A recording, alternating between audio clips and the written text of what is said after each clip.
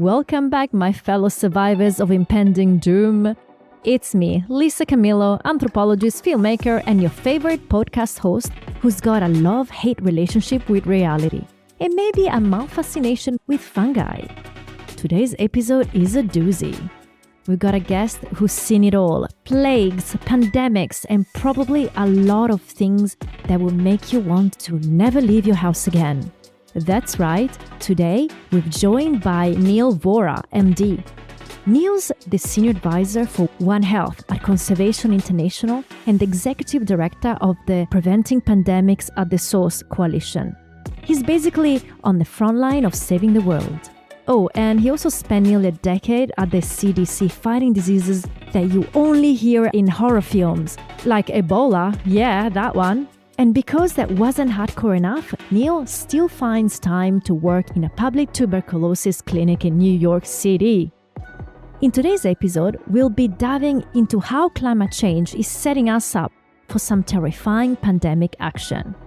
We're talking melting glaciers bringing back ancient viruses, thanks Ice Age, and the infamous Ebola virus, which Neil fought while working in Central Africa.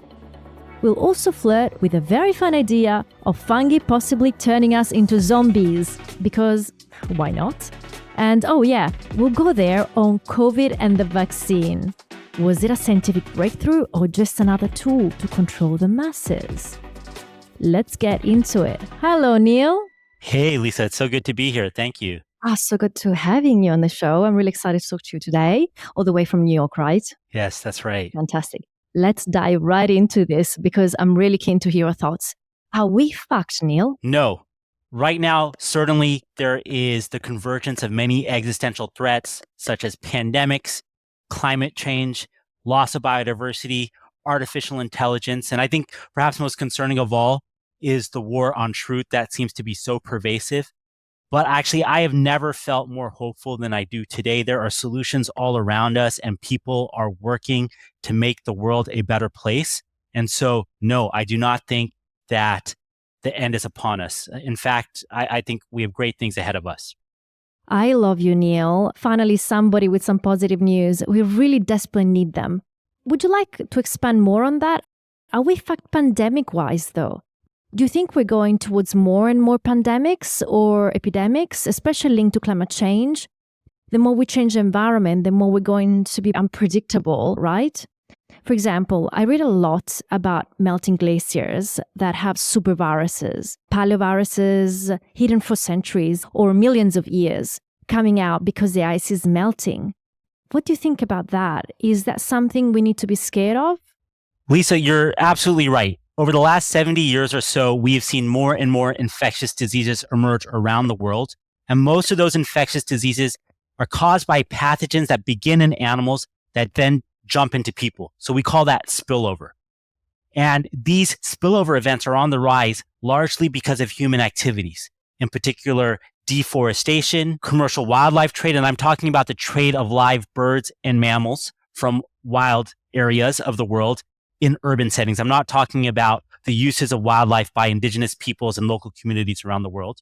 Another reason these spillovers are on the rise is because of unsafe farming practices. In many parts of the world, particularly in industrialized countries, there are these high-intensity industrialized farms that have genetically homogeneous populations of animals that creates a risk for the emergence of pathogens. And finally, climate change is in the backdrop of all of this, increasing the risk of the emergence of pathogens. But the good news is, by understanding why these spillover events are on the rise, we have a roadmap for how to prevent them from happening in the future. We're never going to prevent every outbreak, epidemic, or pandemic, but we can reduce the risk of them happening by fixing our broken relationship with nature. Oh, that's nice. We need to repair that relationship that is pretty fucked. And you're right. And just to build on that, though, by investing in nature, not only do we lower the risk of future pandemics, we also fight climate change and protect biodiversity at the same time. So it's a win-win-win solution. When we invest in nature, there are so many benefits. Absolutely. Amen. So how do we prevent a pandemic? Let's give an example of investing in forests, right? Because I said before that deforestation leads to more emergence of pathogens. Well, there's a number of different reasons why that's the case. First of all, when we deforest, we create an edge along the forest that creates opportunities for people and domestic animals to start interacting with wildlife. And that creates the opportunity for spillovers to happen. It's like COVID, right? So we're still trying to figure out the exact origins of the COVID pandemic. Most experts in the area, based on the available information in the peer-reviewed literature, would say, and I would be in this group, would say that the virus that caused COVID emerged because of the sale of live wild birds and mammals in an urban setting in Wuhan, right? So a wet market that you might have heard about. There is another theory that it came from a lab leak, but the evidence in a peer-reviewed setting is just not there to conclusively say that it came from a lab. It's also not conclusively there to say that it came from a wildlife market. But again, probability-wise, based on what's out there, it most likely happened because of the sale of live birds and mammals. But it kind of makes sense because we are removing more and more the habitat of animals. So we are sort of cornering them. So they're going to be spillage, as you call them, from animals to humans, and probably even the other way around. We don't know. But I guess it's kind of sounds like common sense to me. Yeah, you're absolutely right. Just to build on that, the story behind deforestation, not only do we create those opportunities by clearing the forest, we then lead to loss of biodiversity. And the animals that disappear first tend to be ones that can only live in the forest. But the ones that survive tend to be ones that can live alongside people. And these same species of animals often carry pathogens that can then go on to infect people. And then finally, on top of that, similar to what you were saying, by clearing natural habitats around the world, we are stressing animal populations out. Just like when we're stressed, we're more likely to get sick. The same goes for animals. And so we are creating these conditions for spillovers, but we also have the tools to prevent deforestation. And this is critical. For us to reach our climate goals, we have to start protecting natural habitats such as forests and mangroves and coral reefs, etc. But when we do that, we also better our own health. Yeah, that makes sense because, coming from Europe, we had the plague brought by rodents. So we know that some animals in urban settings can be very dangerous by bringing pandemics. You think back to hundreds of years ago when there was massive spread of plague across Europe and many, many Europeans died at the time. This bacterial disease was being transmitted thanks to infestations of rodents and then the fleas that they carried that transmitted the bacteria onwards to people. But we still have plague in the world today. In many parts of the world, we see outbreaks of plague still. And it gets to your point that we need to do a better job of understanding how people are a part of the environment. We are not separate from nature. And that when we recognize that we are a part of nature, we can start fixing this broken relationship and trying to start restore the balance that is so important for our own well-being. Another example that comes into mind, it's also HIV, right? That we got from monkeys. I think it was in West Africa. You're right. So HIV originally arose from non-human primates, and there were several spillover events that probably led to the emergence of HIV in the human population. But on top of that, then, as there was the building of roads across continental Africa, it led to the opportunity for these spillover events into people to then go onwards and basically follow the route of these roads and be transmitted to more and more people and then spread around the world. We're going to continue to see more emergence of new pathogens in the decades to come. So the scientific models show this. If we continue to place the current pressures on nature that we are currently placing and only increasingly placing, then we're going to see more and more pathogens emerge. But the good news, again, is that we have the tools already to start preventing those spillovers in the first place. We also, at the same time, need to be investing in our ability to respond to outbreaks when they happen. So it's an all of the above approach, right? We can't just put all of our eggs in one basket. We need to be preventing these spillovers by investing in nature. We need to also be investing in better research and development of new vaccines and better surveillance and better public health systems, right? We have to be doing all of these things at the same time. Can you talk to me a little bit about your experience with Ebola? You worked with Ebola. Wow, that's kind of, I don't want to say cool, but very interesting because I remember back in the 90s when Ebola came about, I was a bit morbid and it's kind of like very interesting to see such a, I don't know, it's a very terrible morbid fascination. But what's your experience? Because it was huge when it came out in the 90s. What was that about? Was it traumatic? How much also was the population affected? Because when it came out, it felt like it was going to be the next pandemic, but it wasn't. And why it wasn't at the end, too. Yeah, you're right. In the 90s, I think people started thinking more and more about Ebola, probably because this movie called Outbreak was released in the mid 90s. I watched it when I was around 14 or 15, and that helped me decide that one day I would join the CDC and wear a hazmat suit and chase dangerous diseases. Wow. So the Ebola virus was first discovered in the 1970s. And since the 1970s, there have been over 25 outbreaks of Ebola around the world. In 2013, in West Africa, the biggest Ebola outbreak ever happened. And I was with the CDC, the U.S. Centers for Disease Control and Prevention at the time. And so I was one of the people who deployed to West Africa for the CDC to help in that response. This was a tragedy of astronomical proportions. Up until that moment, I'd never been in that severe of an outbreak setting. I've responded to many outbreaks in my time of doing public health, but it was horrible. I was in a very rural part of Liberia supporting the county health department in responding to Ebola. This county health department faced such a constraint on resources. They only had 2 computers for the entire county health department. Wow. And the health workers weren't getting paid for their work. So many of these health workers that were going around on motorcycles to visit Ebola cases or families of affected people who had Ebola, they would pay for the fuel to drive their motorcycles from out of their own pocket, and they weren't getting paid. And so I just saw the dedication of these healthcare workers to support their fellow country people around that they were living with, to support their communities. One of the most tragic things that I saw is that in that county health department that I was working in, they had set up a community care center. And again, they had so few resources that overnight, one night, they ran out of gloves. How can you take care of patients with Ebola without gloves? And so many healthcare workers were coming down with Ebola because of those limited resources. And it's heartbreaking to think about these people who were so invested in helping their communities that they were putting their own lives on the line. And these are the true heroes of that response. And they were the ones that led to the end of that catastrophic epidemic. Since then, there have been other Ebola outbreaks and related viruses to the Ebola virus that have emerged. And so research shows that Ebola outbreaks are increasingly occurring partly because of deforestation. So again, this is a reminder that what we are doing to nature is leading to these catastrophic consequences for people as well. Yeah, absolutely. Did you find the link where Ebola was from? So it's really hard to find the source of an outbreak of a zoonotic virus, a virus that emerges from an animal. It's like looking for a needle in a haystack. If you think about Ebola, which we've known about since the 1970s, to this day, we have not conclusively identified the source where Ebola virus naturally circulates.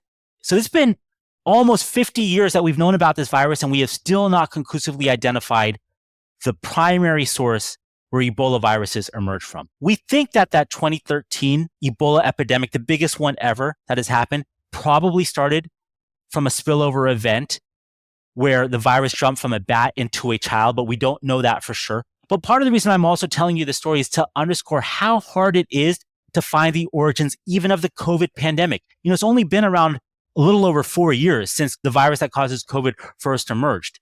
It's really hard to find the sources. Again, it's like looking for a needle in a haystack. Most of the evidence shows that the COVID virus probably originated in a wildlife market in Wuhan, China. And, the reason why it's important to understand the sources of these emergencies is that it helps us direct our resources. At the end of the day, we need to be improving laboratory safety and also addressing the determinants of spillovers that come from nature.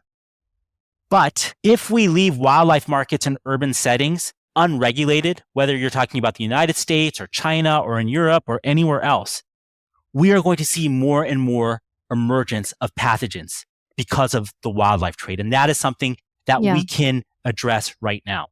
That scare people because they have to understand that if you don't fix this relationship between humans and animals and their own environment, we're going to see some pandemics that will be way worse than COVID in a way that they'll be brutal. For example, for those who don't know Ebola, can you describe how horrific it is and how easy it is to transmit? It's pretty easy, right? Because it's with blood, right?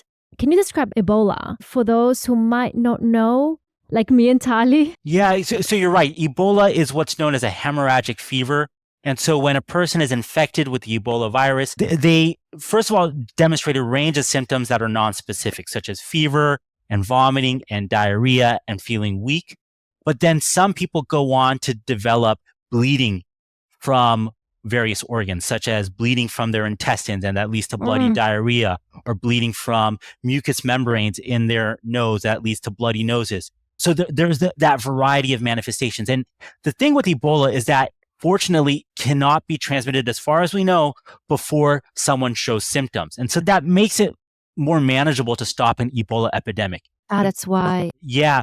But the thing with COVID is that COVID could be transmitted through respiratory droplets, unlike Ebola. And so COVID in that way was more transmissible. But on top of that, the virus that causes COVID is also transmissible before a person shows symptoms. And so that adds to the reason why we saw a COVID pandemic and the way we've not seen a pandemic of Ebola. When I say pandemic, that means that the entire world is impacted. Now, there are other scary viruses. You're absolutely right that with millions dead, it's hard to imagine something worse than COVID, but there are viruses that kill a higher proportion of infected people than the virus that causes COVID. For example, right now, there is the spread of avian influenza across the world, including in the United States, in dairy cattle right now in the United States. And this is a virus that has emerged over the last 20 plus years and has caused a number of human cases, and around 50% of people that have been infected by this form of avian flu have died. Now, the good news is that this virus, this avian flu virus, that once it gets into people right now, does not have the ability to then be transmitted onward to other people. And that's why we have not yet seen a pandemic of avian flu. But this virus could always mutate and develop that capacity to transmit between people. And then we might see an avian flu pandemic. And we're seeing massive die-offs of wildlife because of avian flu. For example, in Argentina, we saw seals die at astronomical proportions. And we've seen California condors die of avian flu as well, right? So this is not just a human health problem, it's also a conservation problem. I didn't know this part. Wow. That is really scary, actually, and really sad. Yeah, but Lisa, just to be clear, though, we have tools to stop these things from happening. So I don't want people to actually be scared, right? If we invest our resources right, we could actually prevent the emergence of many of these pathogens and better manage them when they do emerge. Yes, absolutely agree. Okay, I want to know something. Is it true that looking at the latest research on COVID, epidemiologists and neurologists are seeing that COVID seems to be shrinking human brains? And to be honest, looking right now around, it's not that far-fetched. I can see a lot of shrinkage around the world of people's brains.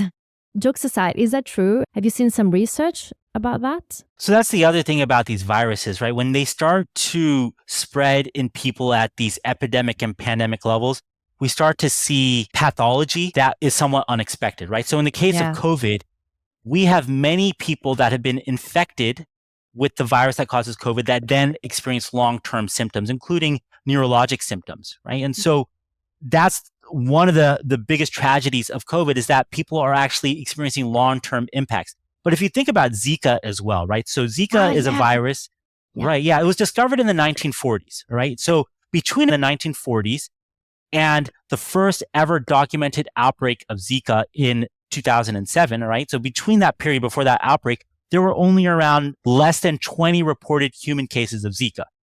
Then in 2007, this outbreak of Zika happened in the island of Yap in the Pacific Ocean.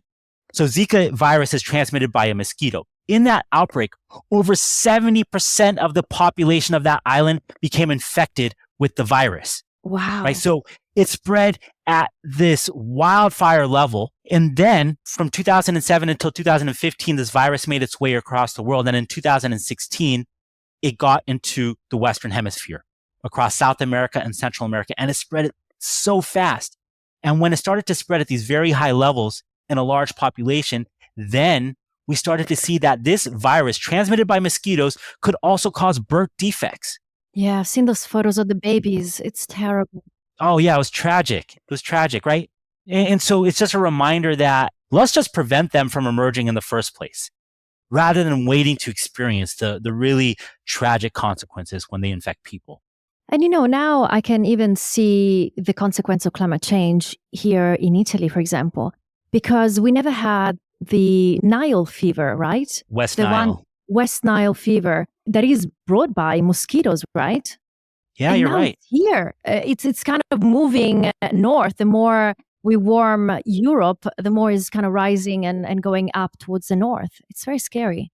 Yeah, you're right. In Italy, there's also been transmission of other mosquito-borne viruses.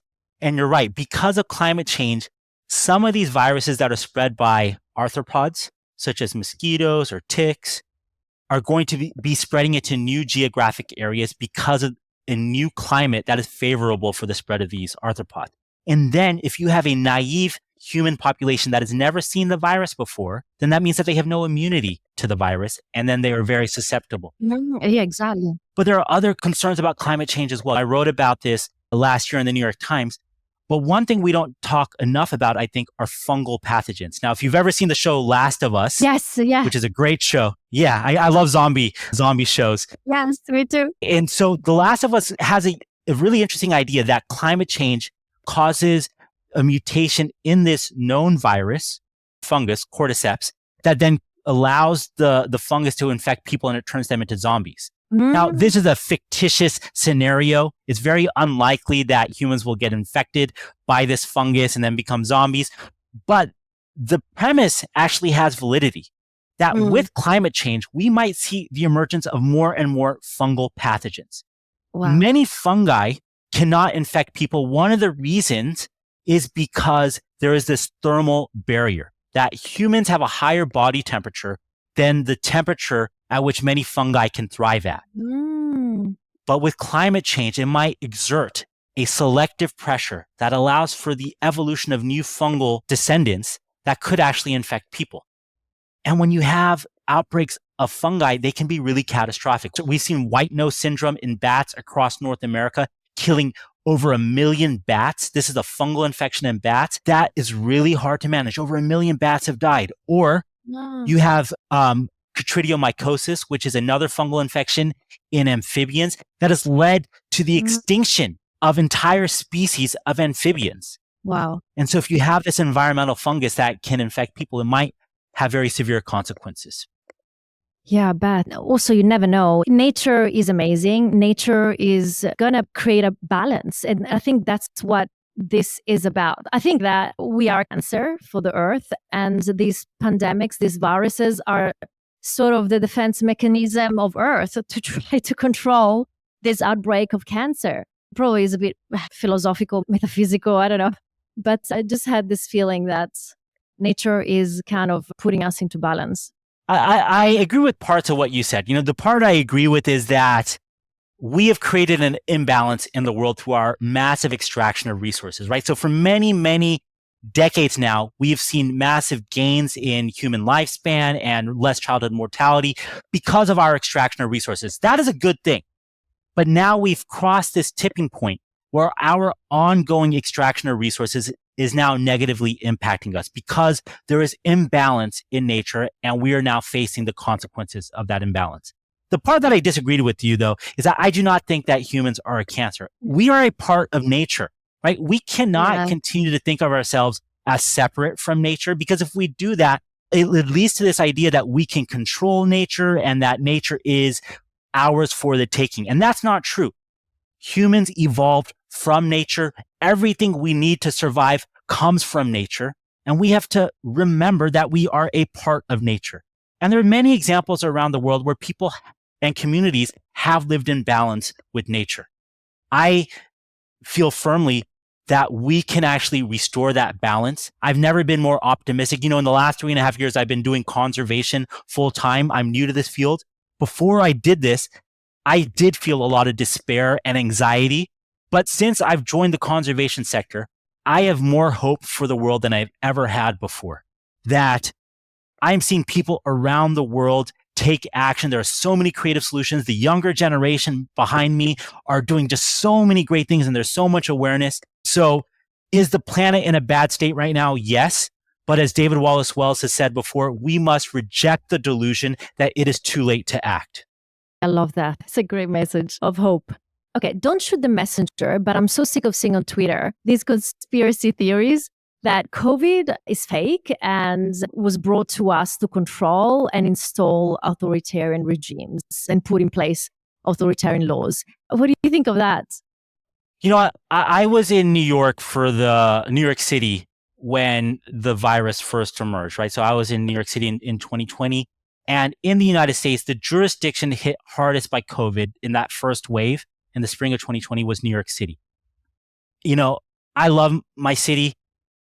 There are sirens that you hear occasionally in the city, but during that first wave, the sirens were going off nonstop as ambulances were driving by, just bringing patients to the hospital. And I had friends working in emergency room departments and working in ICUs that were just seeing the worst public health crisis that they had ever seen in their lives. And so COVID is not fake. People were dying. Millions have died because of this.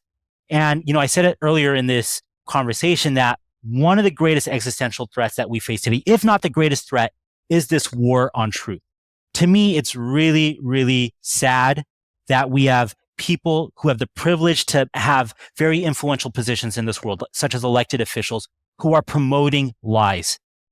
Some of the lies that they've promoted have been around COVID. Other lies have been around climate change, denying that climate change is happening. This is all part of the same tool bag for them to stay in power. And this is part of vested interest, whether it's about the fossil fuel industry or for certain people to stay in power. The reality is that COVID was real. Climate change is real. We have tools to address these existential threats. We also need to be doing more to address mis and disinformation, because people otherwise, if they don't have the right information, they can't act appropriately.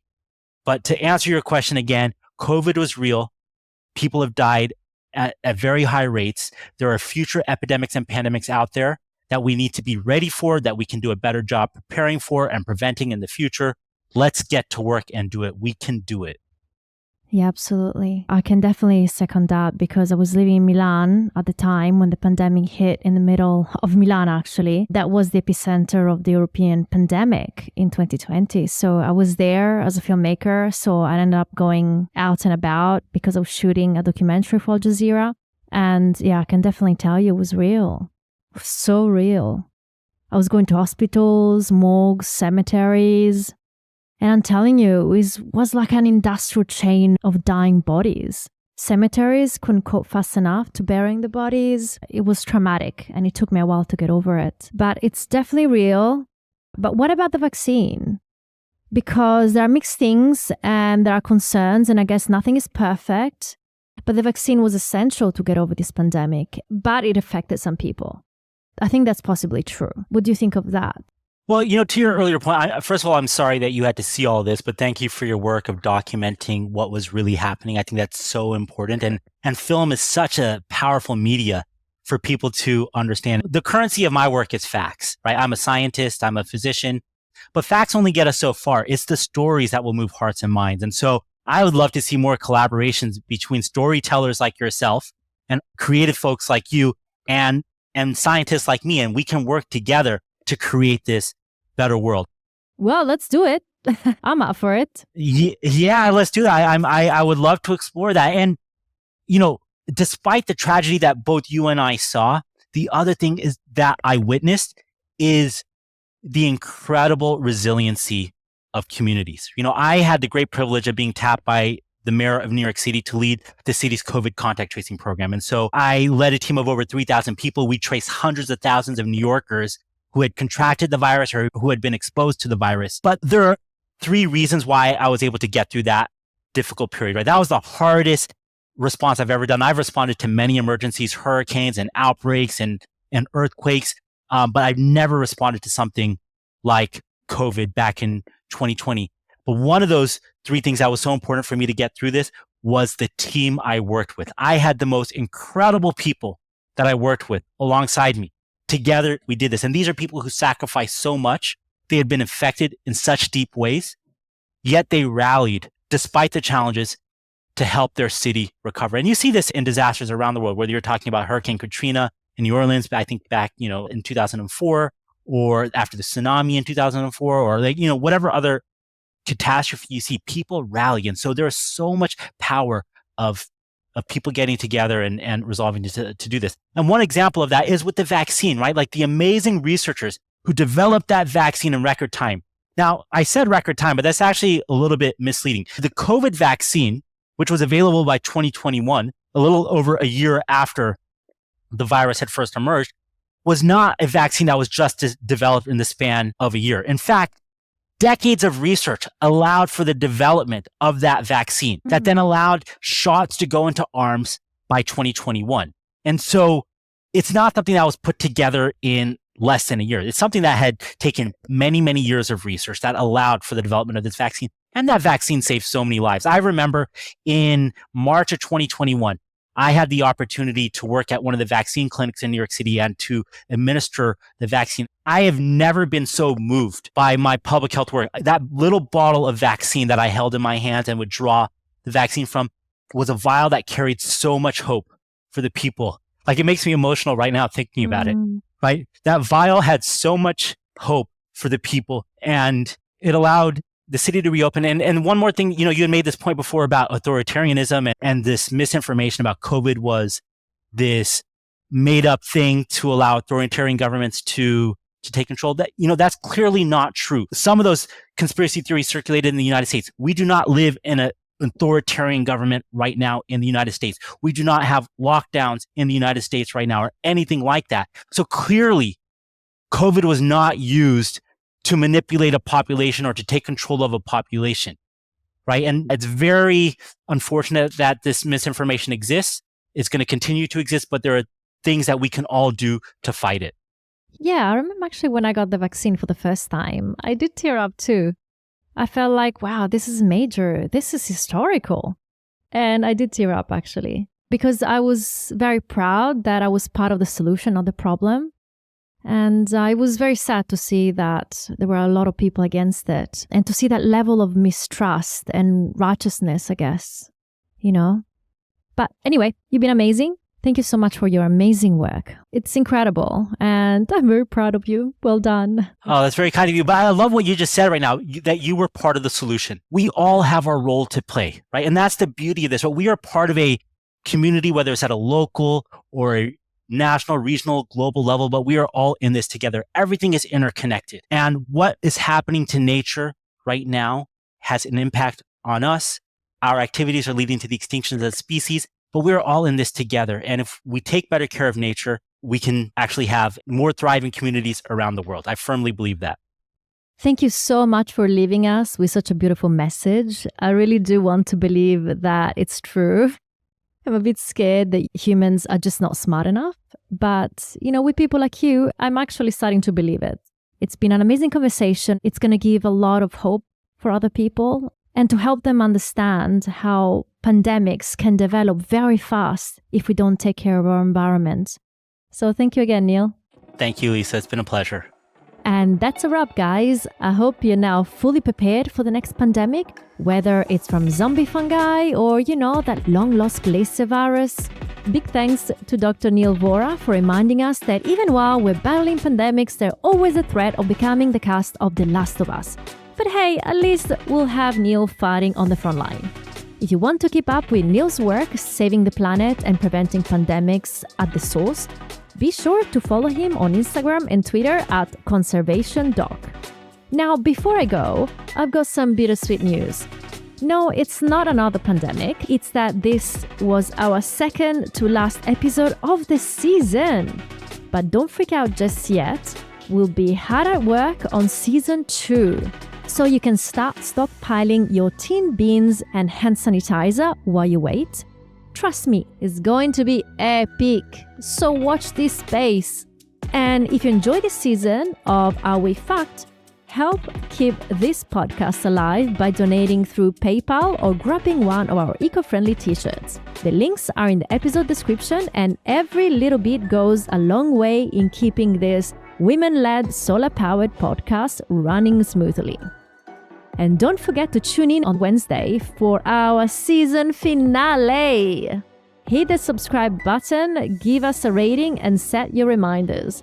You won't want to miss this final episode. We saved a great episode for last. Thank you for tuning in, Climate Warriors. Until next time, stay informed, stay engaged, and of course, stay human, because zombies are in our vibe. This is Lisa Camillo signing off. Take care, and remember, the future is ours to shape.